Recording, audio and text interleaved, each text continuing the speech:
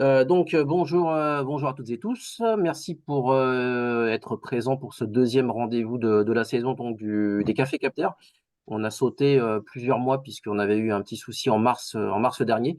Mais donc ce deuxième rendez-vous qui est consacré, comme vous le savez, à une intervention d'Hélène Levieille, donc qui va nous présenter dans quelques instants les actions de Bio-Bourgogne, Bio-Bourgogne-Franche-Comté même d'ailleurs aujourd'hui. Et puis, je vous rappellerai également quelques petites informations en introduction. Donc, je vais démarrer tout de suite là, puisque pour le coup, on est quasiment complet. Donc, première information ou grosse information, comme on veut. Vous êtes majoritairement au courant. Voilà, alors, juste une petite précision, j'ai des petits ennuis techniques qui sont dus à mon manque de dextérité sur mon appareil. Donc, si jamais il y a des soucis, vous me pardonnerez, mais je préfère vous prévenir. Donc, première petite information avant de retrouver Hélène dans quelques instants, c'est l'appel à projet l'Odyssey. Je pense que vous êtes assez nombreux et nombreuses à être au courant de cet appel à projet qui a été lancé par la DREAL Bourgogne-Franche-Comté il y a quelques semaines. De ça, on a fait un webinaire et puis on a fait également une visio qui a été consacrée donc à l'explication et au détail de en quoi consistait cet appel à projet, avec une réponse qui est demandée avant le 3 juillet. Et l'idée donc de cet appel à projet, c'est d'accompagner, comme vous le voyez sur votre écran, c'est d'accompagner les collectivités dans la reconquête de la qualité de la ressource en eau sur le territoire avec une démarche innovante que vous retrouverez donc toutes les informations, parce que je ne vais pas détailler, ce n'est pas l'objet. Vous retrouverez donc toutes ces informations sur le site d'Alter, avec également le webinaire qu'on avait tenu donc il y a environ 2-3 semaines. Et puis si vous avez vraiment besoin d'autres informations, ce qui donc peut être le cas, vous n'hésitez pas à me contacter par mail ou par téléphone sur cet appel donc à projet l'Odyssey qui s'adresse encore une fois à toutes les collectivités. Deuxième information, là aussi, je pense que vous en avez entendu parler, mais je préfère encore une fois le rappeler parce que c'est un événement important du réseau Capter, un des plus gros événements qu'on a organisé depuis une dizaine d'années, en fait, depuis que le réseau existe, à savoir les ateliers de l'eau à Cluny, qui se dérouleront donc à Cluny en Saône-et-Loire, les 1er et 2 octobre. Donc, c'est des ateliers de l'eau qui ont pour objectif de réfléchir, d'échanger autour de la gouvernance locale et du dialogue territorial autour de la qualité de l'eau. Et cet événement réunira, comme vous le voyez, de nombreux acteurs de l'eau, que ce soit des acteurs régionaux, voire même nationaux. Et on le co-organise avec le projet de recherche POPSU ainsi que la chaire de l'ENSA Paris-Malaquais. Et puis, bien entendu, la ville de Cluny et la communauté de communes de Cluny. Le programme complet sera en ligne à partir de la mi-juin, je pense, même peut-être avant. Et les inscriptions seront également ouvertes au même moment. Voilà pour cette deuxième information sur laquelle on aura le temps de revenir les prochaines semaines, les prochains mois. Et dernière information, avant de laisser la parole à Hélène, le prochain Café Capter, c'est dans un mois, à peu près, le 27 juin prochain, donc, qui est consacré justement, j'en parlais à l'instant, puisque ça fera l'objet des ateliers de l'eau, entre autres, au dialogue territorial autour de l'eau, avec cette fois-ci la Fédération nationale de l'agriculture biologique, et c'est Delphine Bucœur-Joly qui viendra nous présenter à la fois le travail de la FNAB, mais également justement cette notion de dialogue territorial qui est développée avec l'école du dialogue territorial, donc depuis 3 ans, par la FNAB. Voilà pour ces 3 informations, bien entendu, et comme Ah d'habitude, hein, oui. vous n'hésitez Mm. pas à m'envoyer un mail, à m'appeler, enfin, en tous les cas, si vous avez besoin d'informations, le réseau Capter est là pour ça et je suis là pour ça. Je vais laisser la parole à Hélène. Tout ce que dira Hélène sera retrouvé sur notre site d'ici une petite semaine. Et puis également, il y aura des ressources qu'elle nous a gentiment mises à disposition et que nous vous mettrons à disposition sur le site du réseau Capter.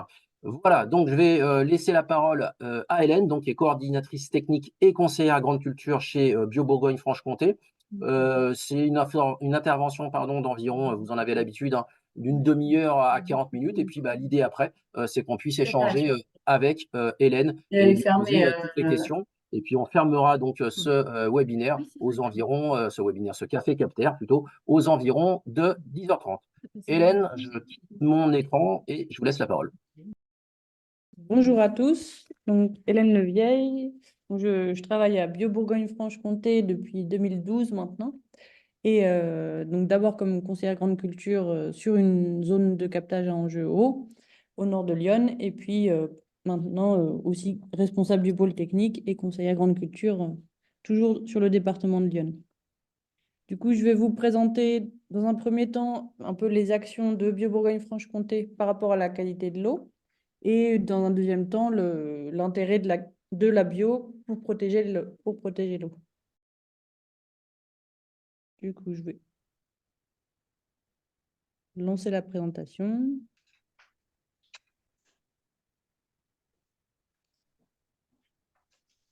Alors, j'ai jeté un œil aux participants, mais je ne connais pas tout le monde. Donc après, je pense qu'il y en a certains qui connaissent bien notre structure, d'autres peut-être moins.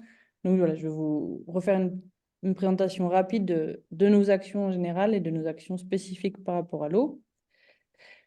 Pour vous faire un petit aperçu de la bio dans la région, je vous présente les derniers chiffres, donc les chiffres 2023. Donc, c'est des chiffres qui sont basés sur les données de l'agence bio.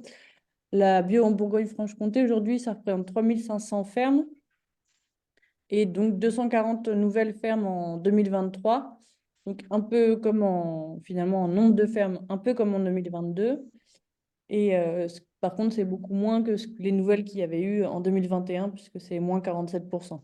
Donc, on a eu quand même une augmentation du nombre de fermes et ça représente presque 15% des fermes de la région. Donc, ça reste minoritaire dans les modes de production régionaux. 15%, on n'est pas du tout à la moitié. Voilà. Par contre, c'est plus anecdotique.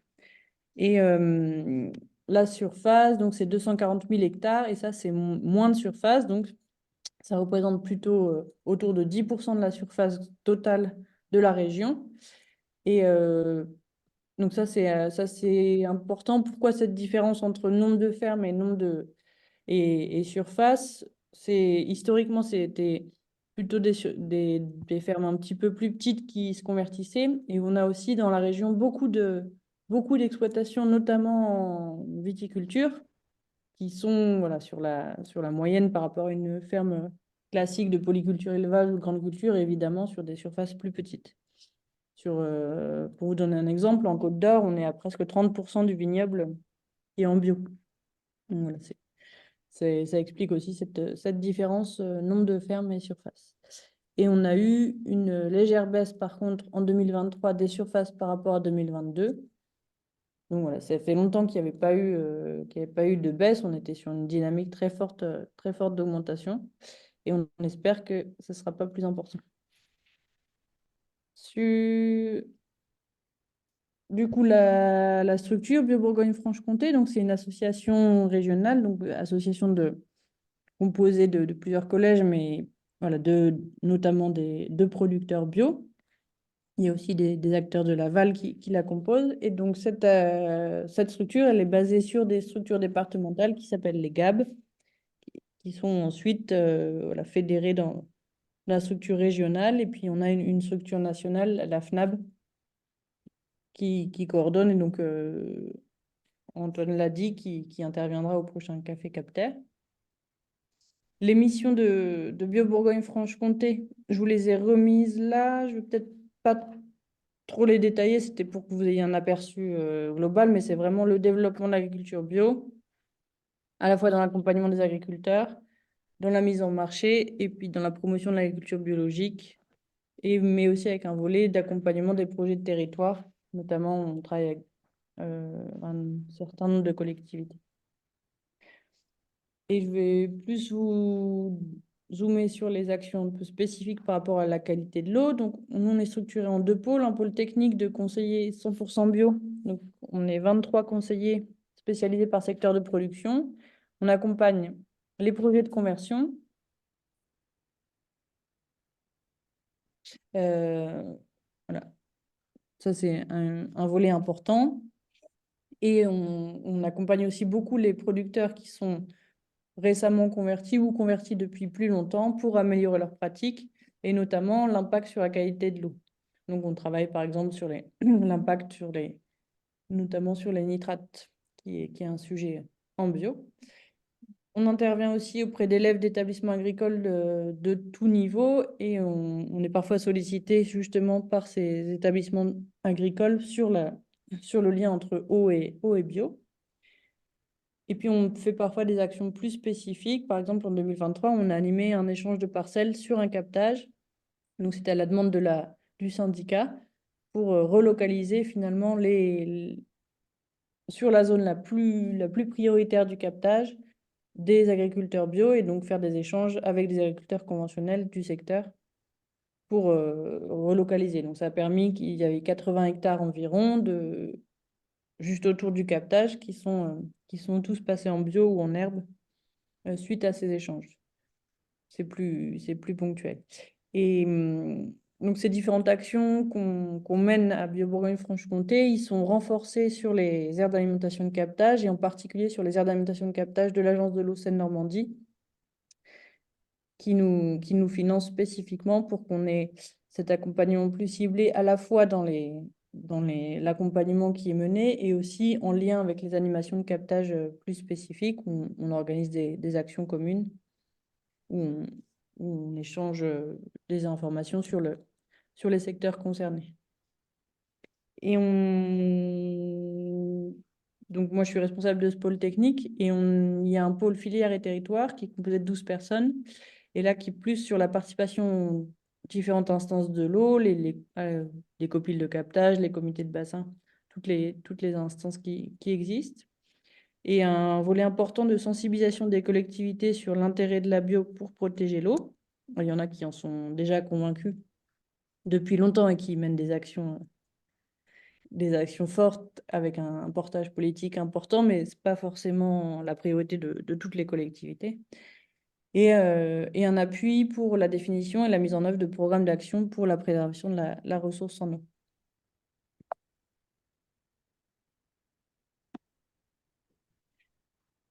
Voilà pour la partie de présentation de la structure. Si j'ai bien compris,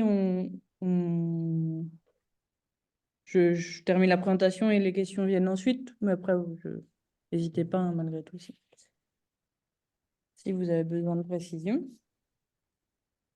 Donc, je vais vous présenter là plus quel intérêt finalement de l'agriculture biologique sur la qualité de l'eau. C'est une question importante. En premier, je vais vous présenter quel coût de la pollution de l'eau. Donc ça, c'est basé sur une étude de l'ITAB et de l'INRA qui date de 2016. On fait le café captaire un peu trop tôt finalement parce qu'il y a une actualisation qui est prévue. Bon, on l'avait calé depuis longtemps, mais il y a une actualisation qui est prévue de cette étude qu'on attend nous impatiemment parce que voilà, 2016, ça commence malgré tout à dater, surtout que ça se base, c'est une étude biblio, donc ça se base en plus sur des choses qui étaient déjà parues précédemment. Et donc le 10 juin, il y aura une visio de présentation de cette étude. Donc il n'y a plus de place pour s'inscrire physiquement, même moi, j'en ai pas eu. Mais si ça intéresse certains, je pense que ils ont organisé une visio et je pense que ça sera encore possible de s'inscrire. Mais bon, en tout cas, l'actualisation sera disponible pour tout le monde. Donc, ça est un consensus qui, aujourd'hui, hein, à la fois pas que du réseau bio, parce qu'on pourrait dire il est partisan, mais de la Cour des comptes, des agences de l'eau, que la réduction à la source des pollutions agricoles est bien moins onéreuse qu'un traitement des eaux avant distribution. Donc, il y a eu plusieurs études. Il y en a une, c'est de calculer tous les surcoûts et pertes attribués aux pollutions de l'eau par les pesticides et ou nitrates. Donc, à la fois les surcoûts pour les services d'eau et d'assainissement, pour les traitements de potabilisation des eaux usées, l'abandon ou le nettoyage de captage, les coûts d'évitement pour les ménages, donc l'achat d'eau en bouteille ou de filtre, et les frais de nettoyage des littoraux et pertes de recettes liées à l'eutrophisation. Et donc, ce coût total, il est estimé entre 940 et quasiment 1500 millions d'euros par an. Donc, c'est un coût vraiment voilà, très important. Alors, voilà, il y a une marge, mais en tout cas, il est très élevé. Et rapporté à hectares de grande culture, ça fait entre 20 et 46 euros l'hectare par an, à part égale entre pesticides et nitrates. Alors, sachant que cette étude, elle est basée sur l'idée que si euh, en bio, qu'on supprime tous les surcoûts liés aux pesticides et sur les nitrates, à peu près la moitié. Ouais, voilà, c'est l'hypothèse qui avait été prise hein, sur cette étude.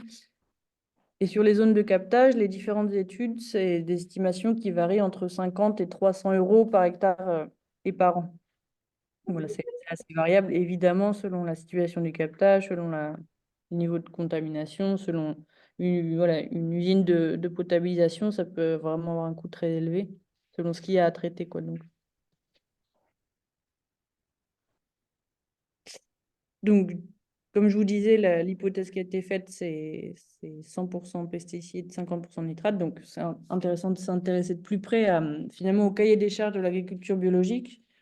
Je, J'imagine que vous avez aussi des niveaux de connaissances différentes.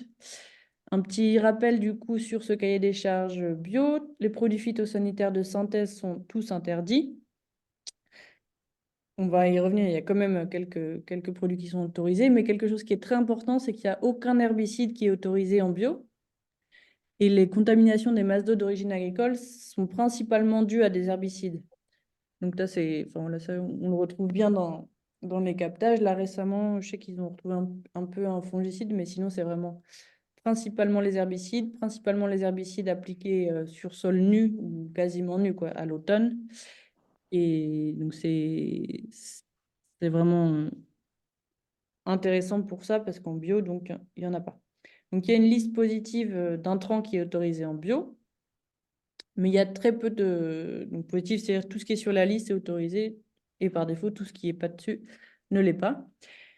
Et donc, je vous ai mis là l'exemple des grandes cultures. En grande culture, il n'y a que 3 produits autorisés. Du phosphate ferrique contre les limaces, qui est pas souvent utilisé parce que les limaces, on peut avoir une parcelle qui pose problème, mais c'est rare. Un produit, le copside, en traitement de semences contre la carie. Donc là, c'est un produit qui ne se met pas au champ, mais directement sur les semences à traiter. Et moi, voilà, ça fait longtemps que je suis conseillère. Il est peu utilisé. Pourquoi? Parce que en fait, une fois qu'il est mis sur les semences, elles deviennent impropres à la consommation en alimentation. Et il y a un risque de mélange. Donc, les producteurs utilisent beaucoup plus souvent le vinaigre, qui lui, au bout de 6 mois, redevient enfin, les semences traitées. Si elles n'ont pas été semées, elles sont ingérées, il n'y a pas de souci. Donc, les quantités sont très faibles. Et le comptance VG, donc pour le sclérotinia sur le soja, tournesol, colza, mais c'est pareil, là, c'est très anecdotique. Moi, je n'en connais pas qu'on utilise. Je sais que c'est un peu plus le cas dans des secteurs où ils font beaucoup de soja, comme le sud de la région. Mais c'est très faible. Donc, on reviendra après sur le cas spécifique peut-être de la viticulture, voilà, où il y a peut-être plus de questions qui se posent. Mais voilà, si on s'intéresse comme aujourd'hui à la qualité de l'eau, l'absence d'herbicide est vraiment un gage de qualité. Et pour l'azote, donc l'azote minéral est interdit. Pour la fertilisation des cultures, ça doit se baser avant tout sur des méthodes agronomiques.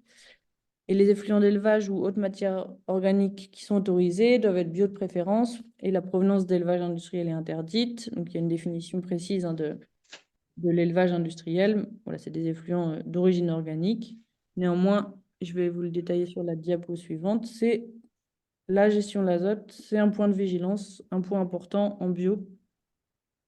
Voilà, il y a toujours des améliorations, des optimisations possibles pour aller au-delà du cahier des charges finalement.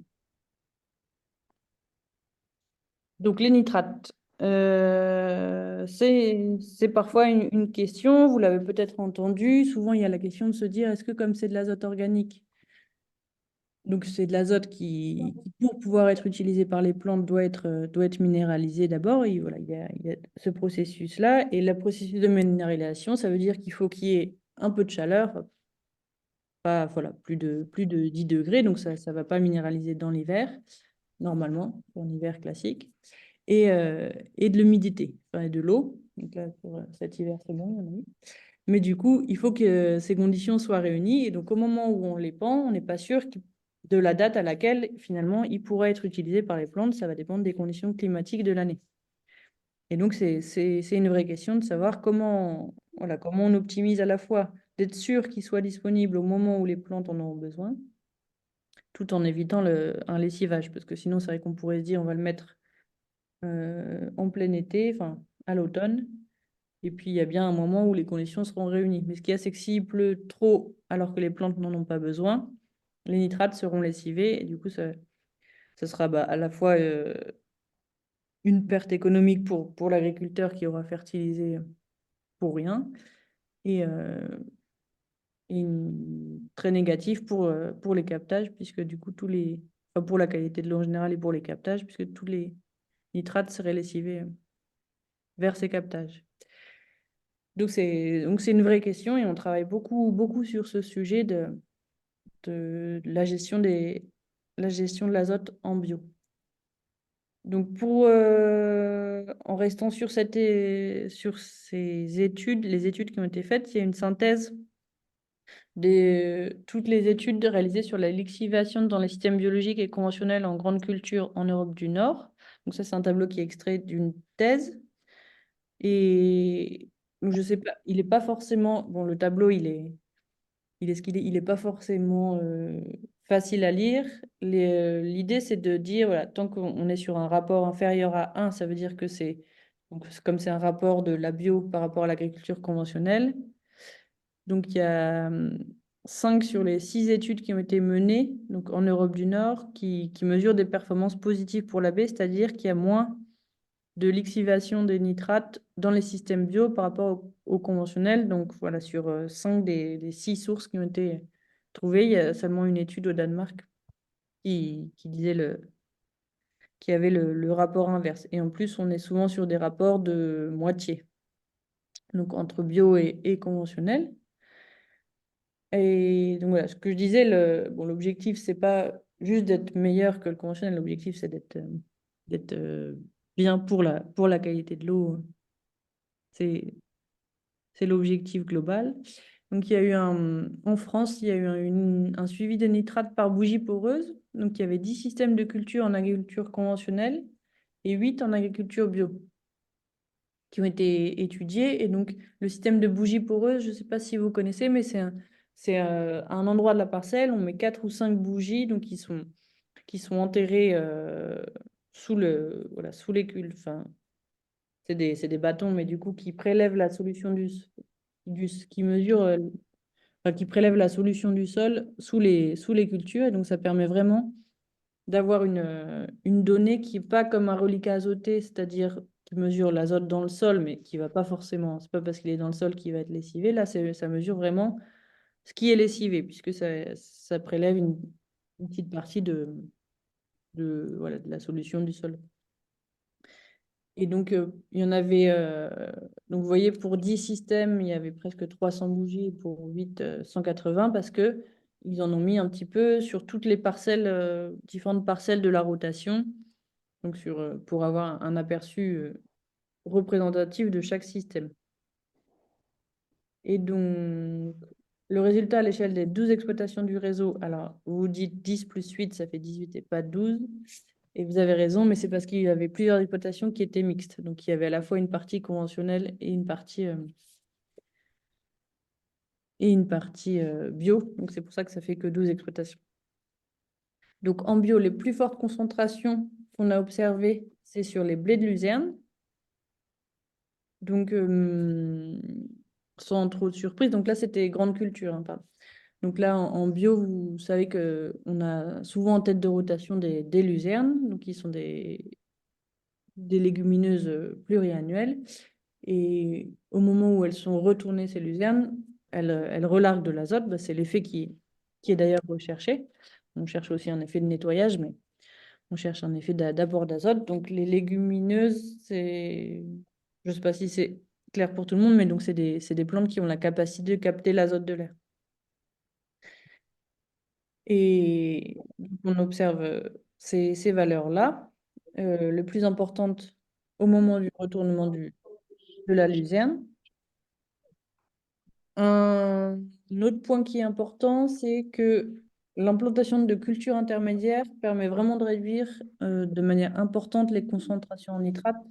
Donc ça, c'est vraiment dans les pistes d'amélioration des systèmes bio, d'avoir de favoriser les couverts, d'en implanter dès que c'est possible. Avec les difficultés qu'on peut connaître de météo, il faut qu'il pleuve un petit peu l'été pour que les couverts se développent. mais ça limite vraiment le risque de lessivage. Et du coup, la moyenne des concentrations mesurées du réseau de ferme, donc en bio, on est à 38,6. Alors, le comparez pas avec les 50 milligrammes des captages, parce que c'est pas là, c'est ce qui est mesuré en dessous. Enfin, là, il faudrait faire un rapport. Là, c'est plus l'intérêt, c'est plus la comparaison entre les deux, avec en conventionnel une moyenne à 56,4. Donc, une différence de moins 32% en bio par rapport au système conventionnel. Alors, il y en a qui sont presque déçus parfois de se dire, ah bah c'est pas plus. Enfin, on pourrait espérer que ce soit plus, parce que c'est vrai que voilà, quand on est quand même sur des doses d'azote, même ceux qui fertilisent, ils mettent peut-être, je sais pas, l'équivalent à peu près de 70 unités d'azote. Donc, on pourrait espérer que ça soit mieux, moins 32%. Bon, c'est déjà ça. Et comme je vous le disais, il y a vraiment cette question de la gestion du retournement des prairies temporaires et la gestion de l'interculture. Donc, il y a des solutions qui existent. Par exemple, quand on a remarqué que, donc, avec ce suivi par bougie poreuse, dès que c'est retourné, dès que la luzerne est retournée, 15 jours après, elle commence déjà à relarguer de l'azote. Donc, l'idée, c'est d'avoir quelque chose derrière, un bruit, je sais pas, un micro, peut-être. En plus, quelqu'un qui n'est pas content. Et donc, l'idée, ce serait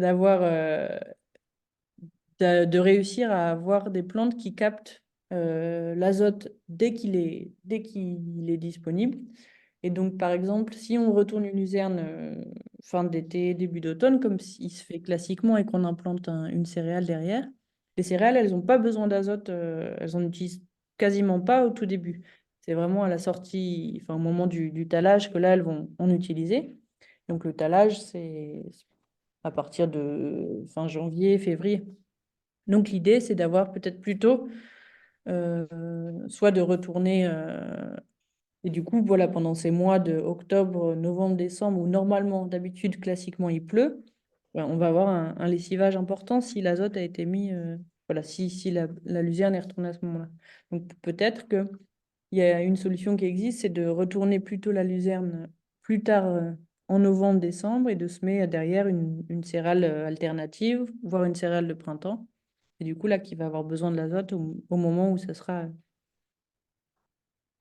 au moment où il sera disponible suite au retournement de la prairie.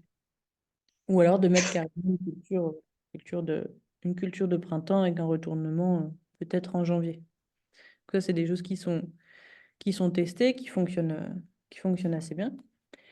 Un autre point, donc, je vous le disais, important, c'est la gestion de l'interculture et donc favoriser au maximum la couverture des sols sur la période estivale. Et un dernier point, et qu'on travaille aussi beaucoup, c'est sur les dates d'apport des fertilisants organiques. Parce que de même que pour la luzerne, voilà, s'il y a un fertilisant qui est mis au mois de septembre, il va pas être utilisé tout de suite si c'est une céréale qui est derrière. Et du coup, il y avec un risque de lessivage important. Donc, favoriser plutôt des apports à partir du 1er février quand c'est possible, voilà, selon les types de sols, selon l'année, évidemment, d'avoir plutôt des apports, ou alors de viser plutôt des apports que sur culture d'été, qui là vont bien valoriser l'apport organique. Mais en tout cas, on mène toujours des essais, parce que il y en a eu beaucoup, hein, des essais avec différentes dates. Et c'est vrai que c'est important voilà, d'avoir des données en pluriannuel, vu la dynamique différente selon le climat de l'année. En global, hein, c'est rarement rentable. Et aujourd'hui, avec les prix du bio qui sont quand même très faibles, c'est encore en grande culture, je vous dis, sur les cultures d'hiver, c'est pas vraiment rentable. Ça peut l'être sur les cultures de printemps ou sur les cultures d'été, plus spécifiquement. Le cas est différent, évidemment, en maraîchage, il y a forcément de la fertilisation.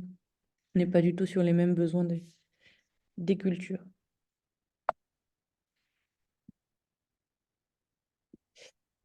Et du coup, je vous propose un petit zoom sur la viticulture, j'ai vu qu'il y avait quelqu'un spécialiste sur le sujet qui participe, qui pourra peut-être compléter. Mais voilà, j'ai pensé que c'était important de faire ce zoom parce que c'est peut-être sur cette production-là qu'il y a parfois plus de questionnements sur les utilisations.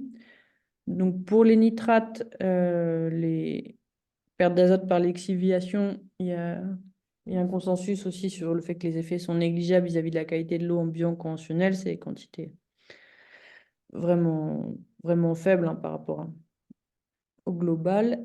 Et l'impact du coup des fongicides, hein, puisque forcément, c'est le cuivre et le soufre qui sont autorisés en bio. Et voilà, savoir quel impact ça peut avoir sur la qualité de l'eau, c'est intéressant de poser la question. Alors, un point important, encore une fois, c'est qu'il n'y a pas d'herbicide non plus en vigne autorisé en bio. Et sur le rapport là, de l'INRA et de l'ITAB, leur conclusion, c'est de dire que enfin, je vais d'abord passer sur le soufre, donc il n'y aurait pas d'impact sur la qualité de l'eau et un éventuel effet dépréciatif sur la qualité des sols qui ne serait pas démontré. Donc la question plus sur le cuivre. Alors déjà, un point qui est important, c'est qu'il y a une dose maximale de 4 kg par hectare et par an lissée sur 7 ans qui est autorisée. Donc c'est une dose qui a d'ailleurs été diminuée avant qui était à 6 kg. Donc c'est quand même... voilà, il y a une limite qui est relativement basse avec un vrai travail sur les quantités appliquées. Et un autre point qui est important, c'est que le cuivre se complexifie rapidement avec les particules minérales et organiques du sol. Et du coup, il se concentre dans les premiers horizons, c'est-à-dire que il n'est pas, voilà, tous les auteurs s'accordent sur la faible mobilité du cuivre vers les eaux souterraines et de surface sous forme dissoute. Donc, il ne va pas être lessivé comme ça tout seul. Par contre, la vraie question, c'est l'érosion des particules du sol, parce que du coup, il y a un transfert quand même du cuivre par érosion des particules du sol, quoi. Donc, et donc, c'est plus vers les eaux de surface que ça peut poser question. Donc, la piste et le point de vigilance et ce qui est fait pour limiter cet effet, c'est d'avoir des actions pour limiter finalement les phénomènes d'érosion des sols, à savoir l'enherbement des interrants, l'apport de matière organique pour améliorer la structure et l'aménagement parcellaire, notamment des haies pour éviter, pour limiter aussi ces phénomènes d'érosion en lien avec des phénomènes d'érosion plus éoliens.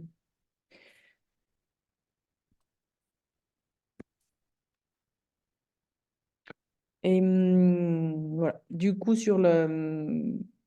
voilà, sur l'ail, je pense qu'il y a vraiment un consensus sur l'intérêt de la bio pour protéger la qualité de l'eau. Après, je trouve que c'est toujours intéressant d'améliorer, d'optimiser les pratiques pour être encore meilleur, mais on est quand même sur déjà une base très intéressante de par le cahier des charges en lui-même. Et j'ai terminé ma présentation. Du coup, s'il y a des questions. Merci, merci Hélène pour cette présentation complète. C'était ce focus sur la culture, sur les vignes et sur le vignoble. Alors j'ai eu deux questions dans le chat et puis évidemment je vous laisserai poser vos questions hors chat. Donc on a à peu près une vingtaine de minutes ensemble pour poser ces questions. Mais donc les deux questions dans le chat, il y en avait une qui était comment vous calculez rapporté à la lame d'eau et l'autre, mais de toute façon, je suppose que vous le voyez, vous les voyez aussi, hein, toutes et tous.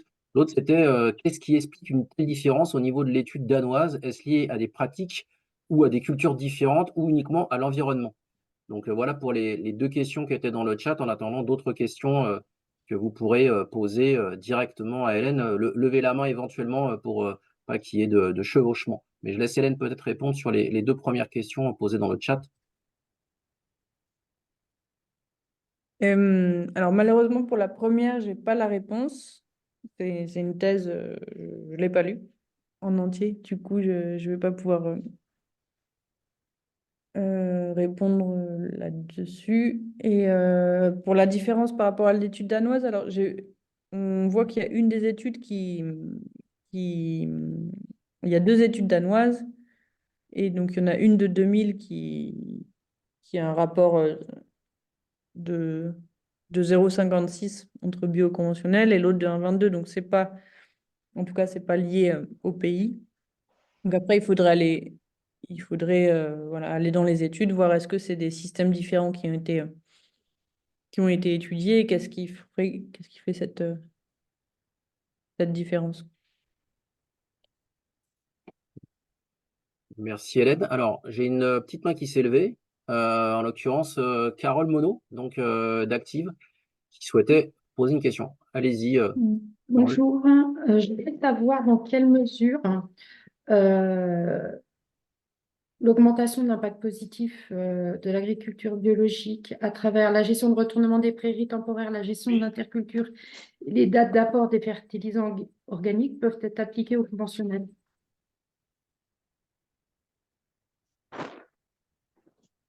Euh, alors, bon, sur la gestion de l'interculture, je pense que tout peut être appliqué. Je pense qu'il change, si après, c'est pareil, s'il y a des apports de fertilisants organiques en conventionnel, et s'il y a des prairies temporaires et qu'elles sont retournées, tous les enseignements qui sont tirés de systèmes bio peuvent être transposés au conventionnel et d'ailleurs inversement. Après, c'est plus que on a, nous en tout cas dans la région, les systèmes conventionnels en grande culture hein, vont pas intégrer de prairies temporaires. Et les fertilisants organiques, ils vont peut-être en intégrer, mais ils vont aussi intégrer de l'azote minéral. Il n'y aura pas un système conventionnel qui aura que des apports organiques. Mais ça n'empêche pas que s'il y en a, les connaissances puissent être transférées d'un système à un autre sur sur la gestion de l'azote. Et peut-être que dans des systèmes conventionnels, mais plutôt de polyculture élevage, qui ont eux des prairies parce qu'ils en ont besoin pour leurs animaux et qui ont des fertilisants organiques parce qu'ils en ont aussi du fait de la présence d'un élevage, là, il y a plus de passerelles possibles. Hmm. Merci. Alors, j'ai j'ai pas pour l'instant. Est-ce que d'autres questions? On est une grosse vingtaine de participants. Il reste un petit quart d'heure. Est-ce qu'il y a d'autres questions à Hélène? Oui, il y a Catherine Schmitt qui souhaite poser une question. Allez-y. Oui, bonjour. Catherine Schmitt pour Yann Nature Environnement. Euh, Quand vous vous occupez d'un captage et que vous passez toute ou partie des terres concernées en bio, est-ce que vous avez une idée du temps de réaction pour avoir un résultat sur la qualité de l'eau? Je ne me rends pas compte de ça. Et alors ça, c'est une question très... Je trouve que c'est très variable d'un captage à un autre, parce qu'on peut y avoir des captages avec des circulations rapides et d'autres beaucoup plus longues. Et en plus, on n'a pas de... Enfin, voilà, on n'a pas forcément d'exemple où 100% du captage. Quand il y a peut-être des petites aires d'alimentation de captage. Faudrait creuser, mais moi, j'ai pas la donnée sur un captage où il y aurait 100% qui soit passé en bio. Là où il y a le pourcentage le plus important, donc sur une zone un peu étendue, donc c'est sur l'aire d'alimentation de captage d'eau de Paris, qui est située au nord de Lyon. Donc là, il y a environ 30% de bio sur ce secteur-là. Et donc, il y a beaucoup moins de contamination euh, ponctuelle qu'auparavant. Mais ça peut arriver qu'il y en ait quand même parce qu'il suffit de... C'est un endroit où il y a des circulations rapides karstiques et donc il suffit qu'il y ait une molécule, un herbicide appliqué au mauvais moment et qu'on retrouve quand même. Donc, une contamination, mais en fréquence, ça diminue assez rapidement. Après, voilà, comme je le disais, en plus, ce qu'on retrouve, c'est souvent des herbicides au moment où ils sont appliqués. Donc, dès qu'ils sont plus, ces contaminations-là, on les aura plus. Par contre, ce qu'on a toujours beaucoup, c'est des contaminations historiques qui, ça, resteront en fond. Et là, je ne saurais pas vous dire parce que la trazine s'interdit quand même depuis 2003 et on en retrouve toujours, enfin, ces métabolites, plus de 20 ans après. Donc, c'est vrai que ça dépend quand même des molécules, quoi. Mais on peut se dire que tout ce qui est contamination d'herbicides, qu'on retrouvait quand même beaucoup, dès que c'est plus appliqué, du coup, ça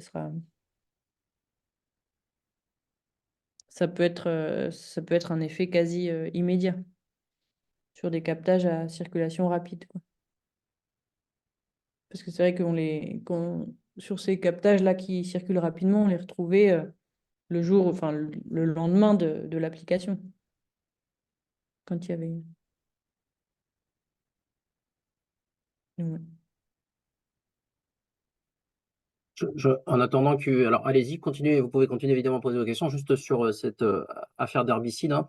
Je vous parlais tout à l'heure de cet appel à projet, l'Odyssey, donc l'une des expérimentations dans le cadre de cet appel à projet, ça vise justement à mettre en place du désherbinage mécanique et notamment en direction des cultures et des grandes cultures autour du maïs.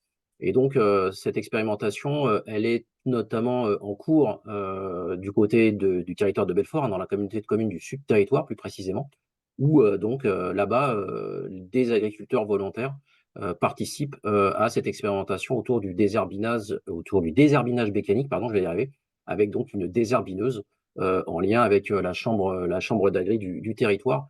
Donc voilà, ça fait un peu le lien avec ce qu'explique là Hélène autour effectivement de cette nécessité de réfléchir aussi à ce genre de technique pour se passer des herbicides.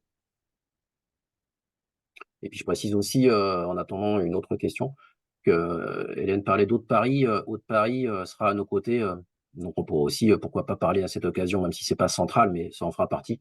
Haute-Paris sera à nos côtés donc des ateliers de l'eau qu'on organise donc à Cluny, puisque son ancienne présidente et l'ancienne maire adjointe de Paris en charge de la remunicipalisation de l'eau, donc Anne Lestrade, co-organise avec nous ces ateliers de l'eau à Cluny. Donc ce sera aussi une occasion de parler de tout ça. Est-ce qu'il y a d'autres questions? Oui, il y a Florestan Barguin. Ok.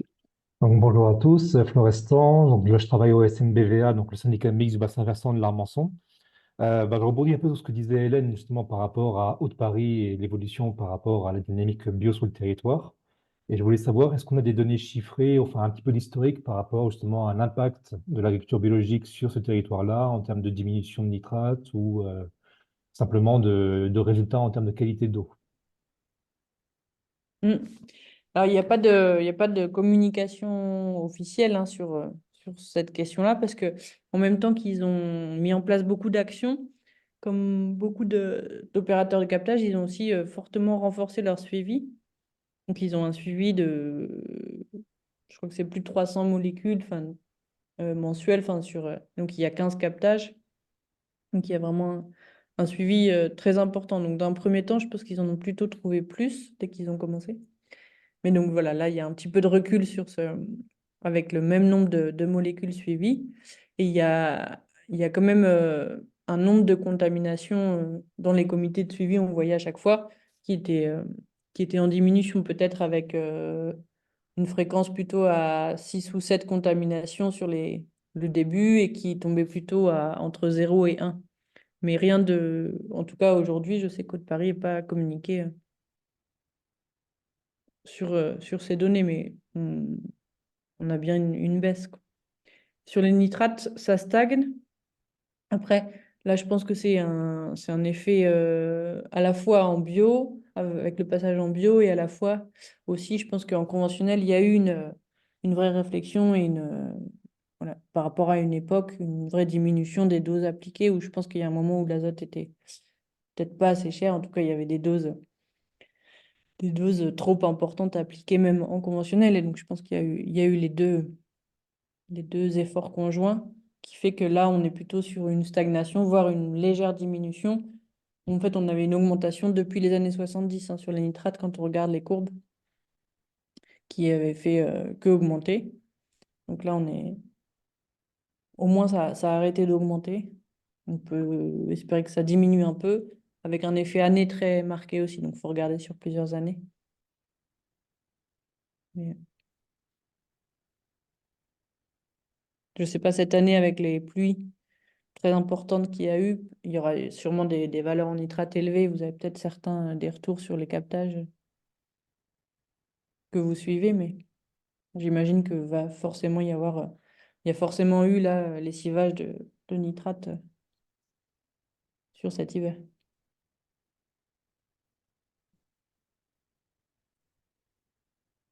Est-ce qu'il y a d'autres questions? Est-ce que d'autres réactions à ce qui vient de dire Hélène ou aux questions qui ont été posées précédemment ou des retours justement sur cette question, notamment du lessivage lié aux fortes pluies, si vous avez des indicateurs autour des captages que vous suivez? Est-ce qu'il y a d'autres questions? Il nous reste, il nous reste une petite dizaine de minutes, donc oui. Alors, il y a une question de Carole Monod. Oui, c'est une petite question par rapport à l'actualisation des données prochaines. Je voulais savoir s'il était possible de nous envoyer quelques informations aux personnes inscrites au webinaire à la suite de-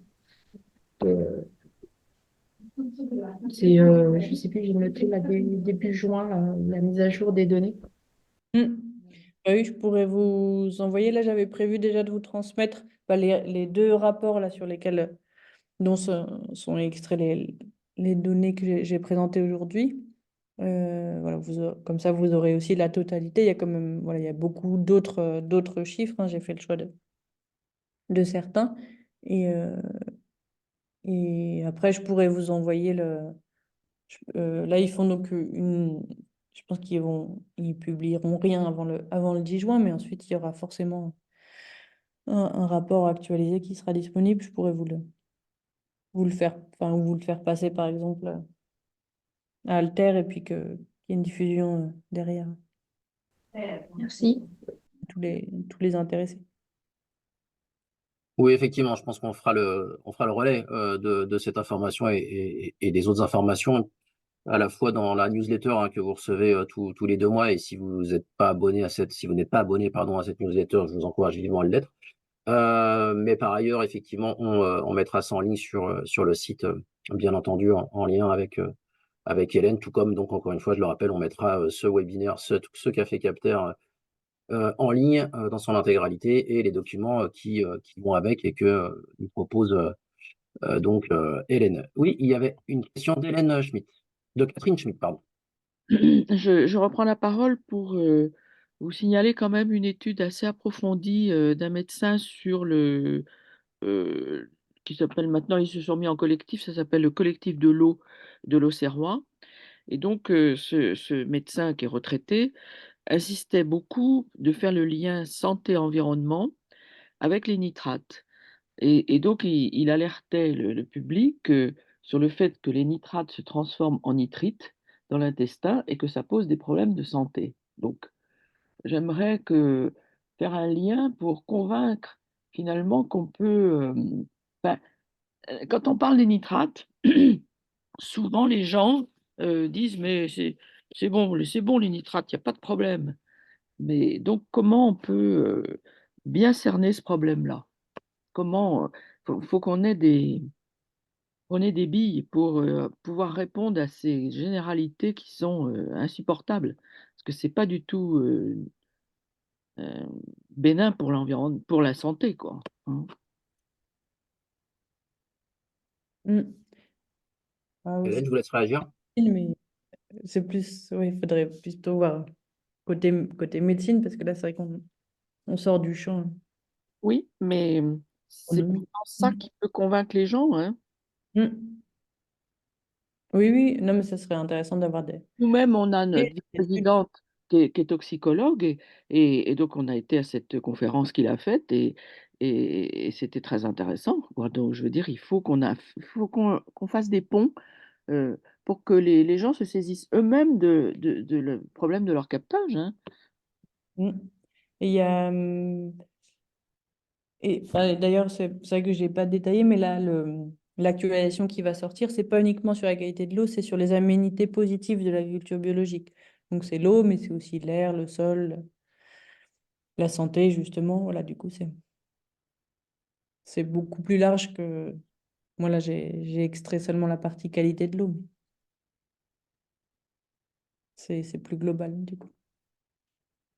Mais en tous les cas, n'hésitez pas, Madame Schmitt, à nous faire passer éventuellement ce dont vous étiez en train d'évoquer là, autour du collectif de l'eau de l'Auxerrois. Oui. Effectivement, Bah, après sa conférence, je lui ai demandé son étude qu'il m'a gentiment envoyée. Donc, bon, par politesse, il faut que je lui demande l'autorisation de vous l'envoyer, mais c'est une publication scientifique pour lui. Et puis voilà. Mais il a dû passer énormément de temps en plus à faire ce boulot-là. Donc, j'ai j'ai été contente d'entendre un médecin affirmer ce genre de choses et qui va complètement à l'encontre de toutes les réponses que j'ai eues jusqu'à présent, quoi. Voilà. très bien, merci beaucoup. Il y avait une main qui s'est levée puis qui s'est rabaissée, donc je suppose que non, qui se relève à nouveau. Donc, alors j'ai juste les initiales, c'est CHCO, désolé. Mais donc, n'hésitez pas à poser votre question du coup. Oui, alors je ne sais pas si vous m'entendez. Très C'est bien. si, très bien, voilà, c'est Christine Combe. Eh ben, je trouve ça très Non. intéressant, l'étude de ce médecin. Euh, on peut trouver des renseignements assez faciles sur Internet en cliquant impact des nitrates sur la santé. On va sur image et on voit tout ce problème effectivement de dégradation des nitrates en nitrites dans l'intestin et on a des informations qui sont accessibles sans rentrer dans un complexe voilà, d'études très médicales. Et je trouve ça, ben voilà, c'est ça, c'est très pertinent de montrer l'impact de la qualité de l'eau sur la santé, que ce soit aussi bien pour les pesticides, pour les nitrates, même voilà, que ce soit la turbidité, que ce soit la bactério. Moi, j'en ai fait un petit jeu de voilà, sur un PowerPoint, hein, je peux vous le faire passer. Et ça, voilà, c'est ça qui est intéressant à expliquer. euh, et ça démontre l'intérêt pour des consommateurs de consommer bio. Voilà, il ne faut pas s'arrêter à dire, ben voilà, il y a de la pollution dans l'eau, on fait un travail, on met en place des actions pour les éliminer, mais ça fait partie d'expliquer pourquoi l'agriculture bio, elle est bonne et pourquoi il faut aller acheter du bio. Parce que le bio, il se développera que s'il y a des consommateurs. S'il n'y a pas de consommateurs, ben, le bio, c'est un vœu pieux, quoi. Donc, si on veut après aller sur les filières, il faut démontrer l'intérêt de développer le bio et de démontrer, voilà, et de développer des filières. Non, mais c'est très bien hein, que, bah, après, il y a plein d'études aussi sur l'impact des. Voilà, on parle beaucoup des pesticides, mais il y a les médicaments vétérinaires qui sont utilisés, il y a toutes les hormones, les raccourcisseurs de croissance dont on ne parle pas. Enfin bon, il y a Oui, encore plein de oui. choses qu'on ne cherche pas dans l'eau, quoi. Mm. Et puis là, après, c'est vrai que voilà, c'est l'intérêt, la sensibilisation du grand public, mais c'est vrai on le voit aujourd'hui hein, avec la stagnation du marché bio. On peut se dire que ça a sa limite parce que voilà, le grand public, quand il y a un phénomène d'inflation comme on connaît aujourd'hui, il y a un choix qui est fait et qui n'est pas forcément sur la qualité de l'alimentation. Donc il y a un travail de sensibilisation, mais je pense vraiment sur le long terme parce que voilà, c'est une question aussi de génération. Et par contre, il y a un travail enfin, qu'on mène, et je pense que vous êtes aussi sensibilisés auprès des collectivités, auprès des décideurs publics, parce que là, je pense il y a, voilà, eux, ils ont d'autres visions, et notamment voilà, l'impact que ça peut avoir sur la santé, éventuellement sur l'emploi, c'est vraiment des arguments pour développer la bio. Ben, Merci. j'espère que cette étude, on pourra la voir. C'est vraiment intéressant. C'est super. Déjà, j'ai retrouvé le nom du médecin, c'est Dominique Coqueret. Donc, il est sur Auxerre et je pense qu'il n'y aura aucun problème pour le communiquer, mais par déontologie, je suis obligée de lui demander l'autorisation, quoi, hein, voilà. Et je pense qu'il sera présent au Jour de la Terre à Auxerre le 2 juin, c'est l'après-midi. Je pense qu'il sera là, normalement. Donc, bon, le thème cette année, c'est l'océan. Donc, moi, je vais avoir un stand où je vais un peu démontrer que bah, tout ce qu'on met dans le sol, c'est pas neutre, hein. Soit ça arrive dans les nappes phréatiques, soit ça part par les rivières et ça arrive en algues vertes sur l'océan. Et, et donc, tout ce qu'on fait en retournement de prairie, bah, ça nous fait des inondations, etc. Et faire des parallèles entre euh, le sol qu'on a, nous, à l'intérieur des terres, et les prairies sous la mer aussi, qui sont complètement défaites par les ancres des bateaux. Donc, tout ça, c'est des trucs, c'est des stockages carbone qu'on supprime. Et, euh, et il faut absolument être vigilant parce que quand même, notre problème numéro un, c'est ce changement climatique plus rapide que prévu, quoi. Voilà. Merci, merci beaucoup, puis merci de faire le lien. Alors j'ai encore une question, une main qui s'est levée. Juste merci de faire le lien effectivement avec le changement climatique. C'est quelque chose qu'on essaie de construire aussi évidemment à Alter, hein, de mener conjointement nos actions autour du changement climatique et de l'eau avec ma collègue notamment Camille Buick, que vous connaissez peut-être, donc qui s'occupe de toutes ces questions-là à Alter. Mais effectivement, le lien est évidemment très, très clair et l'emballement qu'on connaît aujourd'hui pose la question de façon malheureusement beaucoup plus importante. Donc, Florestan Barguin, et puis on s'arrêtera là, puisqu'il va être 10h30. Ok, donc je vais essayer d'être concis. Ça va pas être simple parce qu'en fait, c'est plusieurs questions en une, entre guillemets. Alors, j'ai un petit peu raté quelques minutes au début, donc peut-être que, je sais pas si Hélène t'a parlé des travaux qui ont été menés sur des bassins de captage animés par le réseau bio. Justement, bah, je pense à un, du coup, dans Lyon, à Ligny-Châtel, savoir un petit peu bah, quelles ont été les retombées de cette animation, comment ça a été perçu par les agriculteurs du territoire, quelles sont les actions mises en place. On se pose qu'il y a plein de questions en une, en fait, hein, c'est un panel de questions. Et savoir également, donc, dans ton diapo, tu parlais justement de gestion de tombement de prairies, gestion d'interculture, donc savoir un petit peu quelles sont les intercultures qui sont plébiscitées par les agriculteurs biologiques, qu'est-ce qu'on met en place et qu'est-ce qui fonctionne surtout sur le territoire, qu'est-ce qui est pérenne. Bon, c'est pour ça, plein de questions, donc ça sera pas simple de répondre. Merci. Et oui, à Ligny-le-Châtel, nous, on a vraiment animé l'échange de parcelles, donc pour relocaliser les parcelles bio autour du captage. Donc ça, pour l'instant, ça a fonctionné. Après, c'est un échange, c'est pas un échange de baux, donc c'est toujours, il y a une charte qui a été signée. Pour l'instant, ça fonctionne, donc on espère que ça durera.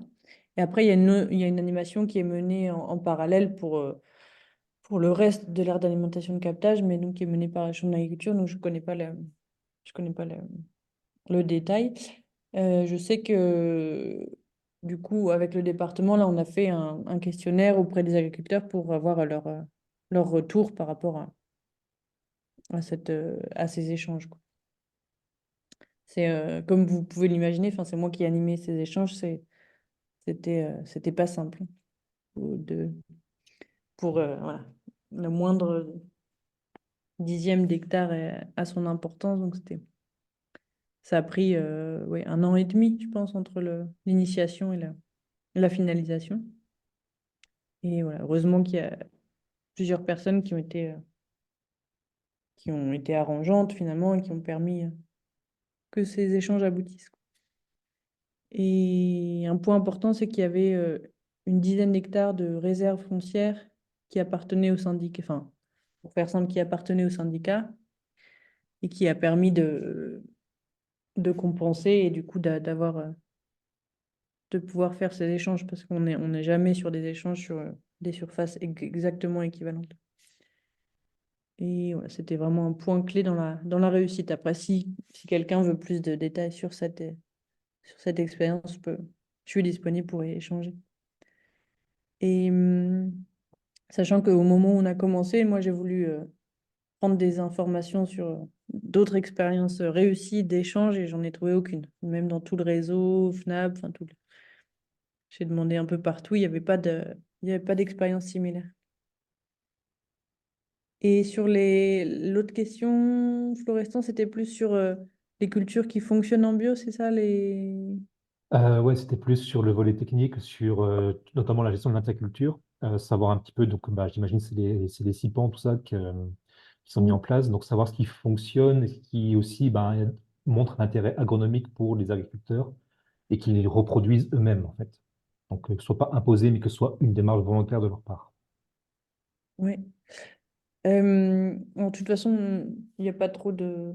Enfin, il y a la directive nitrate qui impose de mettre des cultures intermédiaires, mais il y a une dérogation pour les bio, donc il n'y a pas vraiment finalement d'obligation réglementaire à en mettre.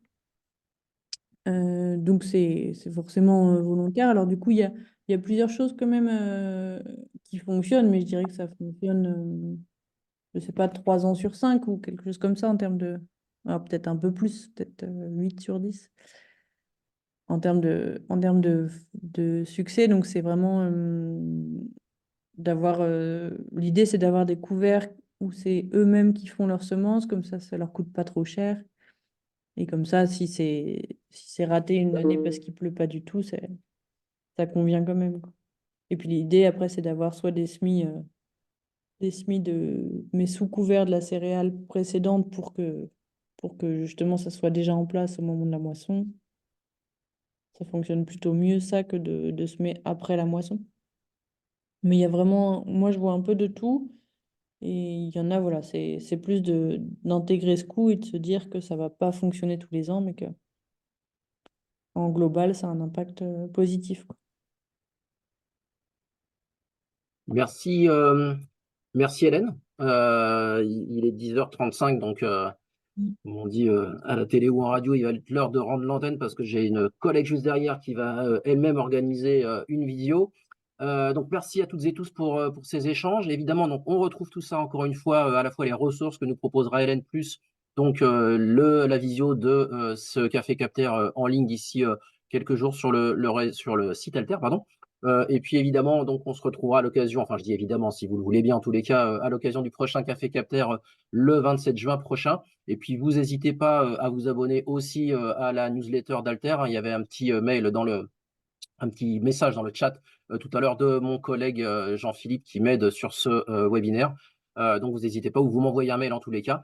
Et puis de toute façon et plus globalement, si vous avez des questions, si vous avez besoin d'informations autour de ce qui s'est dit là ou de par exemple Odyssey dont je vous parlais en début de Café Capteur, vous n'hésitez pas à me joindre par mail, par téléphone. On est là pour vous aider. On est à votre disposition. Un grand merci donc Hélène pour ce café capteur. Et merci encore une fois à toutes et tous d'avoir été présents. À très bientôt. À très bientôt. Bonne journée à vous. Au revoir. Au revoir.